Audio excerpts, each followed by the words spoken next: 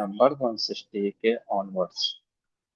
तो कल हमने जिस प्रकार से देखा था, अरिष्टसेन जो कि चेतावनी देते हैं युधिष्ठिर को कि आप यहीं पे रह करके इंतजार करो, किसका? अर्जुन का। और युधिष्ठिर महाराज सारे पांचों पांडव, है ना, वहीं पे बैठ करके इंतजार कर रहे होते हैं। लेकिन एक दिन कुछ ऐसी अद्भुत घटना हुई, जिस घटना को हमारे राजा जन्मेजय ने पहले प्रश्न पूछा।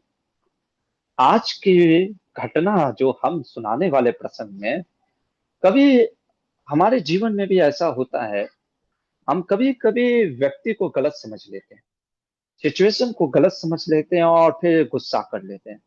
और बाद में पता चलता है कि जिसे मैं प्रॉब्लम समझ रहा था, वह मेरे लिए ब्लेसिंग थी, है ना। तो बिल्कुल आज ऐसे ही आपको ये कथा के प्रसंग में पता चलने वाला, क्योंकि ऐसा प्रतीत होगा कि भीमसेन ने कुछ गलत किया है कुबेर के ऊपर, जो कि कुबेर यक्षों के राजा, धन के अधिपति हैं, है ना। और उनका कोई एक मित्र है, जो सिर्फ एक सैनिक नहीं, मित्र भी था। क्या होता है, क्यों होता है, इसके पीछे हमारे श्रीपाद मध्वाचार्य ने बड़ा सुंदर अपने महाभारत के तात्पर्य निर्णय अध्याय 22 में इस प्रसंग को कुछ सुंदर तरीके से, इसके पीछे के रहस्य का उल्लेख किया। आइए देखते हैं क्या मध्वाचार्य बताते हैं। तो सबसे पहले श्रीपाद मध्वाचार्य कहते हैं कि पांडव लोग वसस्सु तत्पार्थेषु पुनः कतिपय दिन, है ना, कि जो पांडव थे वो गंधमादन पर्वत में रहने लगे। अच्छा, उससे पहले हम चलते हैं महाभारत में। जन्मेजय राजा जो कि वैशंपायन मुनि से इस महाभारत की कथा सुन रहे हैं, जन्मेजय पूछते हैं कि मेरे जो पूर्वज गंधमादन पर्वत पे अरिष्ट सेन के कहने पे वहां पे इंतजार कर रहे थे, तो आप मुझे ये बताइए, वो किस प्रकार से अपना दिन व्यतीत करते थे, क्या क्या कार्य करते थे, कोई भोजन करते थे, क्या भोजन करते थे, और क्या कभी इनका फिर से यक्षों के साथ युद्ध हुआ था क्या, और कुबेर के साथ इनकी भेंट हुई या नहीं हुई। और जैसा अरिष्टसेन ने बोला था कि उस पहाड़ पे, पर्वत पे नहीं जाना। अच्छा, ये पर्वत जो है, वैसे तो गंधमादन पर्वत नाम यहाँ पे आ रहा है, हमारे वादिराज तीर्थ कहते हैं ये गंधमादन पर्वत ना हो करके ये मेरू पर्वत था। अब अगर आप भागवत को, प्रसंगों को सुने होंगे, तो मेरू पर्वत जो कि इस एकदम बीच में होता है ना, मेरू पर्वत। एक बार मैंने आपको पिक्चर भी दिखाया था जम्बू द्वीप का, है ना। एक मिनट में देख लेता हूँ मेरे पास इमेज है कि नहीं। मैं तो आपको फिर कभी, है ना। ओके, नहीं है, ठीक है ना। मेरू पर्वत बीच का, मतलब कि बीच में पूरे ब्रह्मांड के, मतलब ये फूलों के सारे सातों द्वीप, है ना, उसी के मेरू पर्वत के अंतर्गत है। तो खैर, कभी बाद में दिखा दूंगा। तो वादिराज तीर्थ कहते हैं ये मेरू पर्वत है। खैर, जो भी हो, मेरू पर्वत हो या गंधमादन पर्वत हो, वैशंपायन मुनि कहते हैं, है ना। अब यहाँ से प्रसंग प्रारंभ करते हैं। कहते हैं कि चारों भाई, द्रौपदी, धौम्य ऋषि, लोमस ऋषि, ये सभी वहीं पे पहाड़ के नीचे रह करके निवास कर रहे थे। और 5 वर्ष बीत गए, यानी अब अर्जुन का समय निकट आ गया था आने का। हुआ क्या, एक दिन की बात है कि गरुड़ जी, जैसे पिछली बार प्रसंग आया था, है ना, इस बार फिर से गरुड़ जी जो कि वहां पे आते हैं। और जब वो वहां पे आते हैं तो उनके पंखों से इतना, मतलब कि हवा बहुत ही तेज से प्रवाह होती है। उसके कारण से पिछली बार सौगंधिक फ्लावर आया था, ये सौगंधिक फ्लावर कुबेर के शहर के आउटस्कट में था। लेकिन अब ये लोग जहां रह रहे थे, वो एकदम करीब था कुबेर के महल के करीब, इसलिए मना किया था अरिष्टसेन ने जाने के। तो इस बार इनको एक द्रौपदी ने पुष्प देखा। ये जो पुष्प था, ये जो फ्लावर था, है ना, इसका वर्णन आता है कि ये पुष्प पंचवर्ण पुष्प था। पंचवर्ण पुष्प कहने का अर्थ है कि 5 कलर थे। एक, मतलब आप समझो, एक गुलाब का फूल लो, है ना, और उस गुलाब के फूल में 5 कलर हो, मतलब 5 पंखुड़ियां, सपोज करो, उसके जो पेटल्स हैं, 5 पेटल्स में 5 डिफरेंट कलर। कभी आपने देखा है ऐसा फ्लावर? है, हम तो अक्सर ऐसे ही फूल देखते हैं जो उसके एक ही रंग होते हैं। अद्भुत था। अब ये देख करके बड़ी मोहित हुई द्रौपदी। अब महाभारत में अगर आप पढ़ोगे तो ऐसा प्रतीत होगा जैसे अपने पति को उकसा रही है द्रौपदी, है ना। तो पहले महाभारत के से लेकर के चलते हैं और फिर बताएंगे महाभारत तात्पर्य निर्णय में हमारे मध्वाचार्य क्या बोलते हैं। तो महाभारत में आप देखो, जब इस प्रकार से होता है तो द्रौपदी कहती है भीमसेन से, है ना, कि क्या बोलती है कि जो गरुड़ के पंख से, है ना, जो वायु से, जो पर्वत से जो 5 रंग का फूल गिरा, उसको देख करके द्रौपदी आकर्षित हुई। अब द्रौपदी बोलना स्टार्ट करती है ना, कैसे बोलती है ये देखिए, है ना, स्त्रियां कैसे बोलती हैं अपने हस्बैंड से। कहती हैं, तुमने सुना ही होगा अर्जुन के पराक्रम के, है ना, कितना बाहुबल था उसका, है ना। और ये अकेले उसने राक्षसों को एकदम हरा दिया। राक्षसों को छोड़ो, राक्षस यक्ष भी उसके आगे नहीं टिके। वाह, याद है वो खांडव वन की लीला, जिसमें उसने अकेले इंद्र को भी हरा दिया, है ना। और तो और हमने सुना है कि शिव भगवान को भी टक्कर दे दिया। किसने? अर्जुन ने। अब द्रौपदी की ये बात सुन करके भीमसेन को ऐसा प्रतीत हुआ जैसे कोई बैल के ऊपर कोई चाबुक मारता है ना, तो उसको सहा नहीं जाता, वैसे द्रौपदी के वचन से भीमसेन को ऐसा लगा, है ना। तो द्रौपदी कहती है, अच्छा हाँ, लेकिन अरिष्टसेन मुनि ने तो मना किया है ऊपर जाने के लिए, है ना, तो अभी कैसे जाओगे, है ना, जाना शायद संभव नहीं होगा, छोड़ो, है ना। पर भीमसेन को आ गया, कहा नहीं नहीं, मैं भी लेकर के आता हूँ, है ना। मध्वाचार्य इस प्रसंग को दूसरे एंगल से देख करके बताते हैं। कहते हैं, देखो द्रौपदी जो है वो भारतीय देवी है, मैंने आपको पहले भी बताया है। द्रौपदी के शरीर में 5 देवियों का वास है। मुख्यतः मूल रूप से वो भारतीय है। अब भारती जो है वायुदेव की पत्नी है। तो भारती जो द्रौपदी है, वो, उसका डिजायर ऐसा प्रतीत हो रहा है कि फूल चाहिए। लेकिन मध्वाचार्य कहते हैं, वास्तव में द्रौपदी भीम के पावर को पूरी दुनिया के सामने प्रस्तुत करना चाहती है, जिससे कि भीम के पावर को देख करके, है ना, क्या हो, राक्षसों और यक्षों का भी पुण्य बढ़े। ये पीछे का रहस्य है। अब होता क्या अब प्रसंग में महाभारत में वर्णन आता है ना, ये भीमसेन क्या किया, ठीक है मैं लेकर आता हूँ। पावरफुल तो थे ही, साधारण व्यक्ति तो थे नहीं, है ना। एक तरफ स्ट्रेंथ था और पावर था, है ना। तो कभी कभी पावर हमको प्रोटेक्टिव भी बनाता है और एरोगेंट भी बना देता है।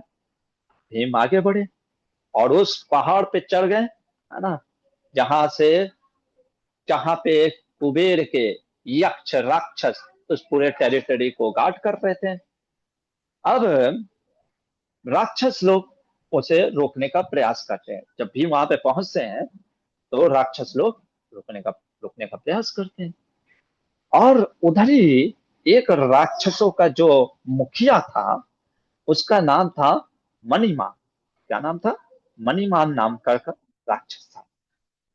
अब यह मणिमान जो था, इसने जब इस प्रकार से देखा कि भीमसेन हाथ में गदा लिए, धनुष बाण लिए, माउंटेन पे चढ़ गए, क्री पद्मा, है ना, पद्म मतलब आप समझ लो करोड़ों की संख्या में राक्षस वहां पे थे, और उन सब का मुखिया था मणिमंथ।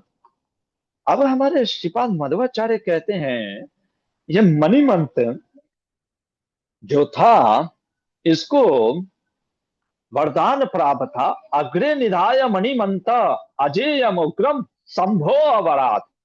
यानी शिव जी का आशीर्वाद भी था। मैं इसलिए ये आपको बता रहा हूं क्योंकि ध्यान रखिएगा, आगे कुछ होने वाला है।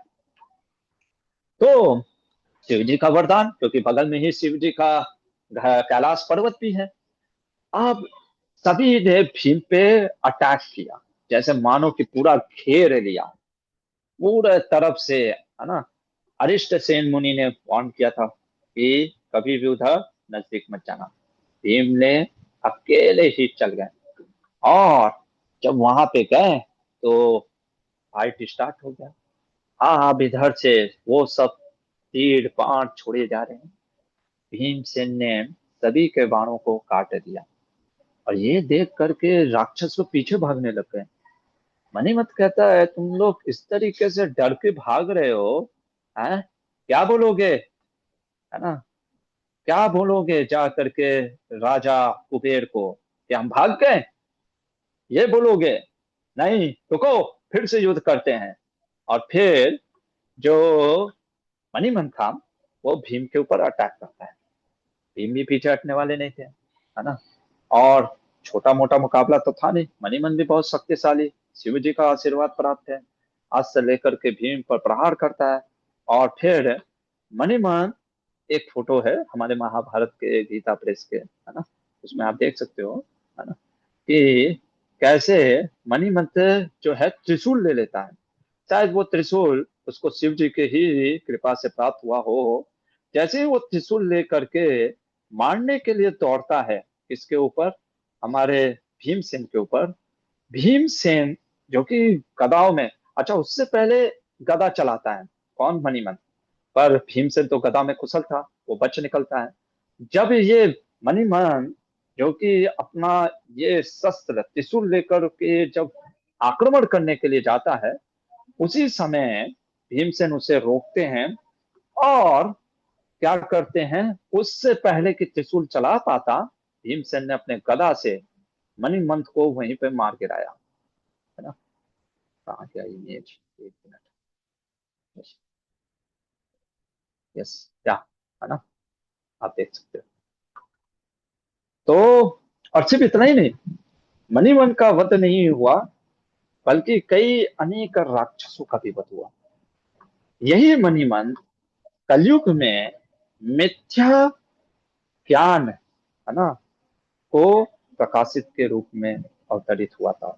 ये जब ये मणिमंथ, जब आप जाओगे ना मध्वाचार्य के, है ना, वो उडुपी थे क्षेत्र में, है ना, तो आपको पता चलेगा, है ना, सर्प के रूप में वहां पे एक मणिमंथ करके हैं। तो ये वही मणिमंथ था। तो जब मणिमंथ मारे गए, सारे राक्षस मारे गए, इन सब की खबर जब कुबेर को पता चलती है, तो अब यहाँ से असली कहानी शुरू होती है।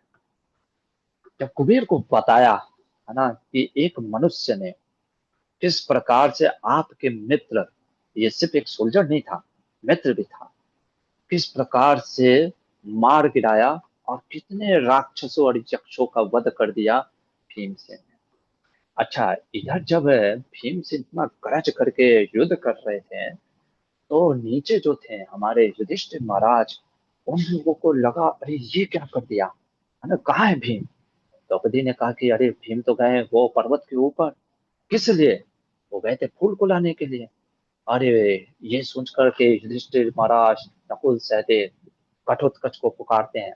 घटोत्कच भीम के आवाज को सुन करके, है ना, वो भी आ चुके थे, और उनके कंधे पे बैठ करके जो युधिष्ठिर महाराज नकुल सहदेव उस पर्वत पे पहुंचते हैं।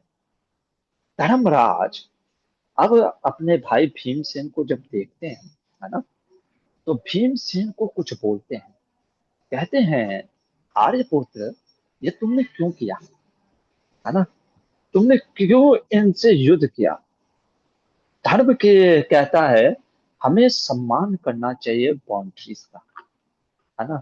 जब मना किया गया था कि ऊपर आने के लिए, आपने फिर भी ऊपर आए हैं। और युधिष्ठिर कहते हैं अगर तुम्हारा ये जो साहस है ना, ये मोह के कारण है ना, ये मोह के कारण। देखो, कई बार जब हमको कोई अपना बड़ा हमको समझाए, है ना, तो हमें ध्यान पूर्वक सुनना चाहिए और समझना चाहिए, ना कि उस समय जस्टिफिकेशन देना चाहिए।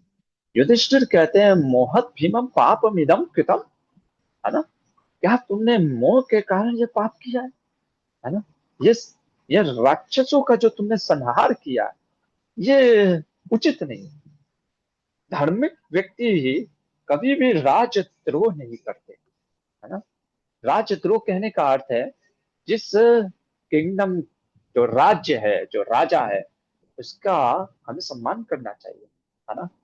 अर्थ और धर्म का जो अनादर करके पाप में मन लगाते हैं, उनका निश्चित ही पता होता है। अगर तुम मेरा प्रिय करना चाहते हो, है ना, तो तुम कभी ऐसे कार्य को मत किया करो।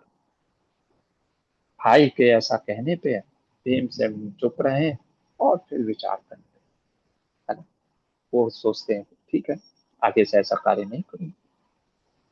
इधर लेकिन जब कुबेर को पता चला कि इस प्रकार से, है ना, मणिमन और उसकी सेना मारी गई है, बहुत क्रोधित हुए।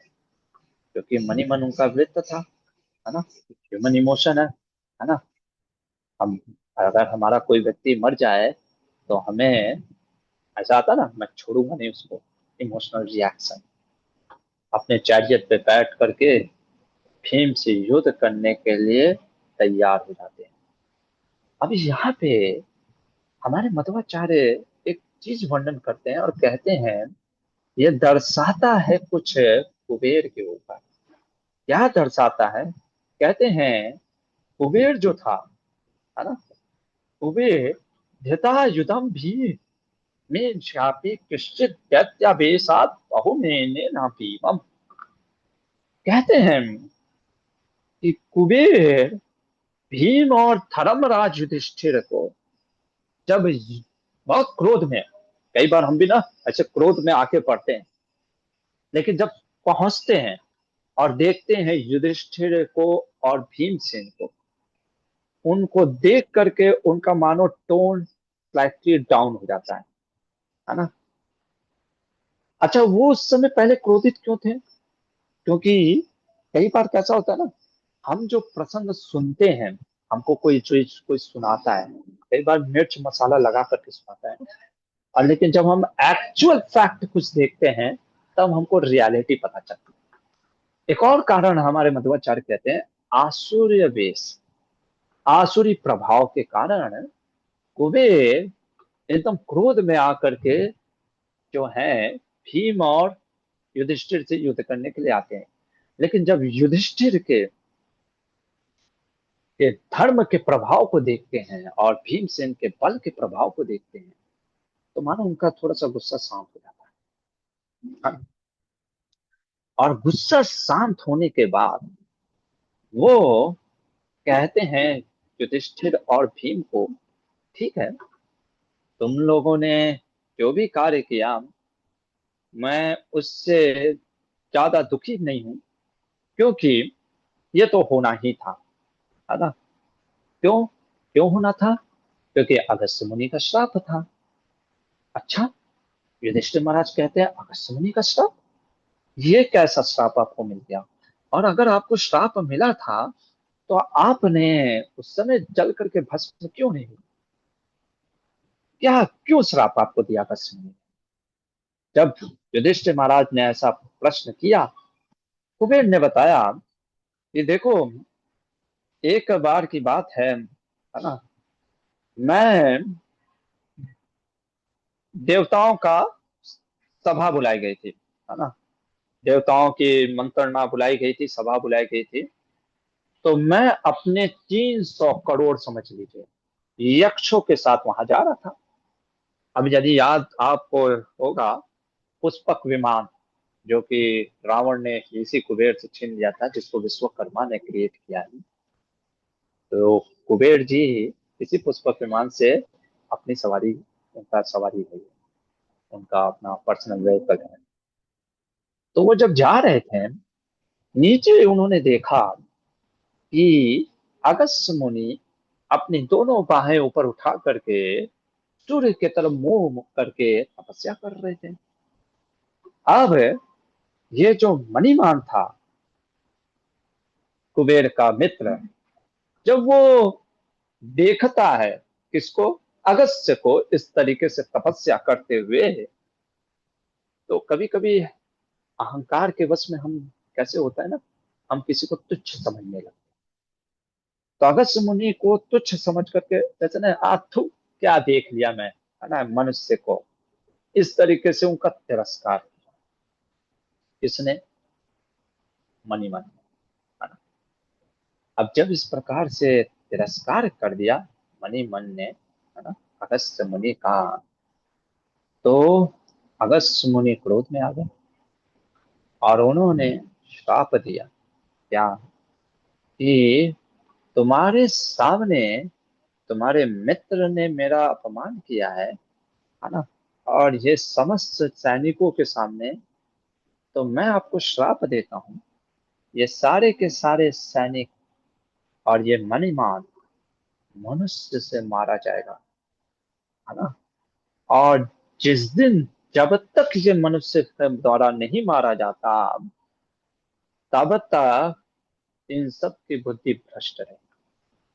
जिस दिन ये, उस एक मनुष्य के द्वारा मारे जाने पे ही आपको पाप से छुटकारा मिलेगा। और कुबेर कहते हैं, इन सैनिकों का मृत्यु और मणिमान की जो मृत्यु है, वो अगस्त्य मुनि के श्राप के कारण ही हुआ है ना। अब अगर यहाँ पे थोड़ा सा रिफ्लेक्ट करें, पहले चीज तो एंगर, भगवान गीता में भी कहते हैं, कामेश क्रोधेश रजोगुण, क्रोधात् भवति सम्मोहा, सम्मोहा स्मृति विभ्रम, स्मृति भ्रंशात् बुद्धि विनाशो, बुद्धि विनाशात् तमसः।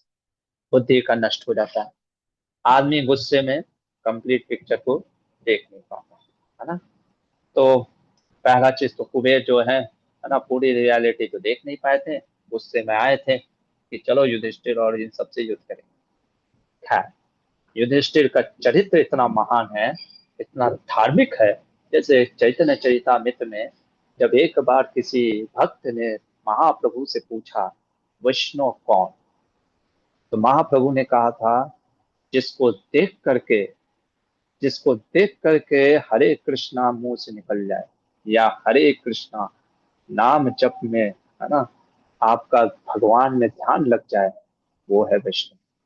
तो कहने का अर्थ है, कभी कभी हम किसी महान व्यक्तियों का संग करते हैं ना, धार्मिक पुरुष का, उसकी धर्म के प्रभाव के कारण, हम कितने भी महान से महान पापी क्यों ना हो, वो धर्म का प्रभाव डालता ही। तो वो तो ठीक है, उनके प्रभाव से थोड़ा सा इसका आसुरवेश कम हुआ। लेकिन कुबेर ने जो ये कहानी बताई, है ना, ये जो बैकग्राउंड बताया कि भीम ने जो मणिमन को मारा, ये अचानक सी बात नहीं है, ये अगस्त्य मुनि के श्राप के कारण ही मारा है ना, जिसने अपमान किया जिसका, अगस्त्य मुनि का। तो एक प्रकार से मुझे कर्ज से मुक्ति मिली और मैं मुक्त हो गया। लेकिन मध्वाचार्य यहाँ पे एक ट्विस्ट देते हैं। क्या ट्विस्ट देते हैं, कहते हैं, ये जो दर्शा रहा है ना कुबेर का, ये सारा क्रेडिट किसको दे रहे हैं? किसको क्रेडिट दे रहे हैं? देखो, आप तो जागे तो हो, कोई बताना चाहेगा? सब सुन रहे हैं या सो गए हैं? हाँ, जो म्यूजिक हो। तो ये कृष्णा प्रभु जी भीम को दे रहा है। नहीं, भीम को कहाँ दे रहे हैं? यही तो प्रॉब्लम है, भीम को नहीं दे रहे हैं ना। क्योंकि प्रभु जी ऋषिवर को दे रहे हैं जो श्राप दिया था। हाँ, हाँ, रिसीवर को श्राप दे रहे हैं, कह रहे हैं कि अगस्त्य मुनि, तुम्हारा तुम्हारा प्रभाव नहीं है, ये अगस्त्य मुनि के श्राप के कारण जो है ये चीजें तुमने मार दिया। एक्चुअली में दिस इज रॉन्ग। अब हम जीवन में, आपको मैं एक चीज सिखाता हूँ। शिला प्रभुपाद जी से किसी ने पूछा, प्रभुपाद, चैतन्य महाप्रभु ने भारत में, खास करके बंगाल और उड़ीसा में हरि नाम का प्रचार किया। वो चाहते तो पूरे विश्व में कर सकते थे ना। या किसी ने प्रश्न किया प्रभुपाद से कि प्रभुपाद, आपने तो मिराकल कर दिया, पूरे संसार में हरि नाम का प्रचार कर दिया। तो प्रभुपाद कहते हैं, अरे ये मेरी नहीं, मेरे गुरुजनों की, मेरे भक्ति सिद्धांत सरस्वती ठाकुर गुरुदेव की कृपा है और महाप्रभु की कृपा है। तो आपको क्या सोचना चाहिए, क्या बोलना चाहिए? कि हाँ सही बात है, महाप्रभु की कृपा से आपने ये कर लिया, दिस इज द वे? नहीं, वो भक्त भले ही बोले कि उसने भगवान और गुरु की कृपा से ये कार्य किया, पर निमित्त कौन बना, इंस्ट्रूमेंट कौन बना, है ना? वो कौन, ठीक है, वो भक्त का महिमा है कि वो अपने ऊपर क्रेडिट ना लेकर के भगवान और गुरुदेव को देता है। पर हमको कभी ये नहीं सोचना चाहिए कि चैतन्य महाप्रभु की कृपा से ही बस हो गया, महाप्रभु ने प्रभुपाद को क्यों चूज किया। उसी प्रकार से यहाँ पे जो अगस्त्य मुनि की कथा को बताया, ठीक है, नो डाउट, लेकिन मध्वाचार्य कहते हैं ये भी एक आसुर वेश है ना। कई बार हम, क्या होता है ना, अरे तुमने क्या किया, ये सब भगवान करा रहे हैं। ठीक है, भगवान करा रहे हैं हमारे जीवन में जिसने हमको भक्ति में लाया है, हमको ये शास्त्र पढ़ा रहा है, समझा रहा, of course as a teacher myself I should not take the credit, ये अरे ये मेरा देन नहीं है, ये सब तो महाप्रभु प्रभुपाद और मध्वाचार्य का देन है। लेकिन हमको सोचना चाहिए कि ये टीचर ने तो हमको पढ़ा रहे हैं ना, है ना? Are you getting? I hope. Madhvacharya कहते हैं ये आसुर वेश है जो ये कुबेर कर रहा है ना। अनग्रेटफुल, मतलब वो रिकॉग्नाइज नहीं कर रहा है भीम के पावर को, है ना। ठीक है, तुम्हारा टोन स्लो डाउन हो गया है, तुमने क्रेडिट भीम की जगह पे अगस्त्य ऋषि के कर्ज को दे दिया, है ना, कि अगस्त्य ऋषि की वजह से ये इतने जो सैनिक है मारे गए, है ना। लेकिन, है ना, कुछ देर, अब हम कल देखेंगे, कल आगे क्या होता है इसके, है ना। But here one important lesson the Madhvacharya is teaching us, what is teaching us, है ना, कि जब भी आप अगस्त्य शापम चावद स्वस्य पूर्वम सख्या न से कारणम राजगर, है ना, वो अपने फ्रेंड के मृत्यु का सारा सारा दायित्व अगस्त्य मुनि के कर्ज को दे रहे हैं। मध्वाचार्य प्रश्न करते हैं, ये मणिमंथ को तो शिव जी का वरदान था, है ना, शिव जी की कृपा थी ना। अगर ये शिव जी की कृपा प्राप्त करके ने जो था, इसको हराया नहीं जा सकता था, क्या सिर्फ अगस्त्य मुनि के श्राप से ही मर जाता, है ना। We should give the credit also to the Bhimsen. तो यहाँ पे हमको भी अपने जीवन में सीखना चाहिए, है ना। भले ही वो भक्त बोले कि वो उसकी कृपा, भगवान की कृपा से और गुरुजनों की कृपा से उसने कार्य किया है, that is his humility and that is true also in one sense. But at the same time हमको उस भक्त के गुणगान करना चाहिए, है ना, ये हमको समझना चाहिए। तो इसीलिए यहाँ पे हम एक चीज सीखते हैं, है ना, कि we should be grateful whoever has brought us in our spiritual life। इसलिए शिल प्रभुपाद के प्रति हमारा कृतज्ञता कभी कम नहीं होना चाहिए, चाहे कोई भी कारण हो, या कोई भी भक्त हमारे जीवन में हमको भक्ति से जोड़ रहा है, उसके प्रति हमेशा कृतज्ञता की भावना होनी चाहिए। अब आगे कुबेर युधिष्ठिर को कुछ उपदेश देंगे, क्या उपदेश देंगे वो अब हम कल बताएंगे। और इसी उपदेश के कारण, है ना, जो क्या होता है कि कुबेर का जो आसुर वेश है वो भी कम होता है, और वो पांडवों को अपने यहाँ पे रुकने, महल में रुकने का स्थान भी देता है। इन सब चीज की चर्चा कल किया जाएगा, फिलहाल के लिए यहीं पे रुकते हैं। हरे कृष्णा। किसी का कोई प्रश्न है तो पूछ लीजिए। यस, जो मुझे बताइए। हरे कृष्ण प्रभु जी। प्रभु जी पूछना है कि मणिमन के केस में शिव जी का जो वरदान दिया थी नहीं, तो उसके आगे मतलब कि कैसे इसको समझना चाहिए कि शिव जी का वरदान काम नहीं किया, उनका श्राप मिलता उसका भी वो और नहीं, ऐसा देखिए कैसा होता है। ऐसा नहीं है कि वरदान काम नहीं करता है, करता है। ऐसे तो शिव जी का वरदान तो रावण को भी था, पर मरा ना, है ना। तो कैसा होता है कि उसके, अब वो क्या वरदान दिया था ये तो नहीं इतना वर्णन किया है मध्वाचार्य ने। ये शायद उसको कृपा मिला, या शायद त्रिशूल मिला, या जो भी बलशाली मिला, फल मिला। जैसे कई बार हमको भी कुछ चीजें मिलती है ना, पावर मिलता है, पोजीशन मिलता है ना, गुरुजनों की कृपा से। पर हम अगर उसका दुरुपयोग करने लग जाते हैं तो फिर अधर्म का तो नाश होगा ही, है ना। तो वो चीज है, रावण भी तो बहुत बलशाली था, प्रभावशाली था, है ना। सारे लोगों को जीत लिया था, लेकिन जब उसने गलत कार्य किया तो उसको फिर दंड भी मिला। और भीमसेन कोई साधारण तो है नहीं, वायुदेव का अंश है ना। ये चीज है, समझना चाहिए।